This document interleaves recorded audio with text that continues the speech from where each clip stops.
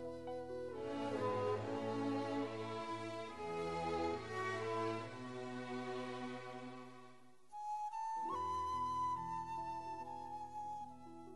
ஊர்ல ஒரு மன்னர் இருந்தார்.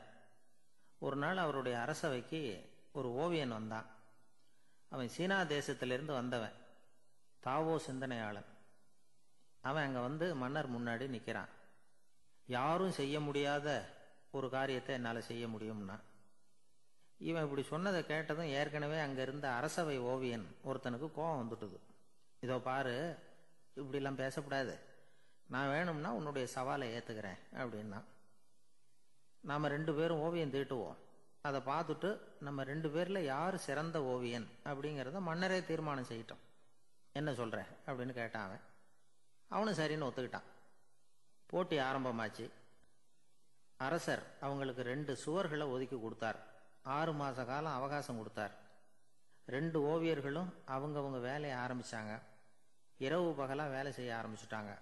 6 மாசம் முடிஞ்சது. அரசர் வந்து பார்த்தார்.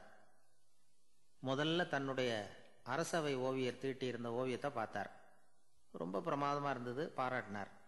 இதோ பாரு, உன்னுடைய ஓவியம் அற்புதமா இருக்கு, உயிரோட்டம் உள்ளதா இருக்குது, கலையின் உச்சமே இதுதான், இதை விட சிறந்த ஒரு ஓவியத்தை வேற யாராலையும் படைக்க முடியாது அப்படின்னார். அதுக்கப்புறம் அந்த சீன ஓவியன் கிட்ட போனார். எங்க உன்னுடைய ஓவியம்னு கேட்டார். திரைச்சீலையை விலக்கி விட்டு பாருங்கன்னா. மன்னர் வந்து அந்த திரைச்சீலையை விளக்குனார். உள்ள வந்து ஓவியம் இருக்க வேண்டிய இடம் கண்ணாடி மாதிரி தெரிஞ்சுது. அவன் அந்த 6 மாச காலமா அந்த சுவரை வந்து தேய்ச்சி தேய்ச்சி கண்ணாடி மாதிரி ஆக்கி வச்சிருக்கிறான். அதுக்கு நேரா எதிர் சுவரில் அரசவை ஓவியன் தீட்டின ஓவியம் இருக்கு.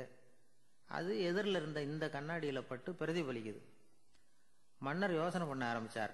அப்புறம் அந்த சீன ஓவியனை பார்த்து கேட்டார், இதோ பாரு, நீ என்னுடைய ஆளை வந்து தோற்கடிச்சுட்ட அப்படிங்கிறதுல சந்தேகம் இல்லை, ஆனாலும் எங்களை ஏமாத்தி இருக்கிற, எந்த ஓவியமும் நீ வரையிலையே அப்படின்னார்.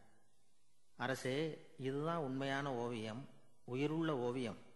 இது வந்து மனோபாவங்களை பிரதிபலிக்கும், மாறுகின்ற காலங்களை அப்படியே காட்டும் அப்படின்னா அந்த சீன ஓவியன். கையால வரைகிற ஓவியங்கள்ல சலனம் இல்லை, கண்ணாடி அப்படி கிடையாது, சக்தியின் ஓட்டம் அதுல எப்பவும் இருந்துகிட்டே இருக்கும், கண்ணாடி மட்டுமே ஜீவனுள்ள ஓவியமா இருக்க முடியுங்கிறத அந்த சீன ஓவியன் தெரிஞ்சு வச்சிருந்தான். ஏன்னா அவன் ஒரு தாவோ சிந்தனையாளன். ஒவ்வொரு குழந்தையும் இந்த கண்ணாடியோட தான் பிறக்குது. ஆனா நாம என்ன செய்யறோம்னா ஓவியங்களை கண்ணாடி மீது பதிப்பிச்சு விடுறோம். கண்ணாடி நம்மளை பிரதிபலிக்குது. நம்முடைய அழகோ அவலட்சணமோ கண்ணாடியை பாதிக்கிறது இல்லை. ஏன்னா அதுக்கு மனம் கிடையாது.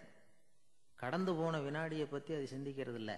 அடுத்த கணத்தை பத்தின எதிர்பார்ப்பும் அதுகிட்ட கிடையாது. அதுதான் பற்றற்ற நிலை. மனிதனுக்கு தேவைப்படுறது அதுதான். கண்ணாடி கிட்ட இருந்து நாம வந்து கற்றுக்கொள்ள வேண்டிய பாடம் இது. வாழ்க்கையில வந்து மனிதர்களை நேசிக்கலாம், உலகின் அழகையெல்லாம் பிரதிபலிக்கலாம், ஆனா எதையும் பற்றி கொண்டு விடக்கூடாது அப்படிங்கிறது பெரியவர்கள் அறிவுரை. துயரம்ங்கிறது பற்றுக்களின் சாயை. கண்ணாடி முன்னாடி நிக்கிறப்போவெல்லாம் நமக்கு இந்த ஞாபகம் வரணுமா. ஒரு குடும்ப தலைவர் ஒரு நாள் காலையில விடிஞ்சு எழுந்திரிச்சதும் சத்தம் போட்டார். யார் இந்த கருங்குரங்கு படத்தை என் ரூம்ல கொண்டாந்து மாட்டி வச்சது அப்படின்னு கத்தினார். சமையல் கட்டில இருந்து மனைவி பதில் சொன்னாங்க, தூக்க கலக்கத்துல உளராதீங்க, நல்லா பாருங்க, அது படம் கிடையாது, முகம் பார்க்கிற கண்ணாடி அப்படின்னாங்க.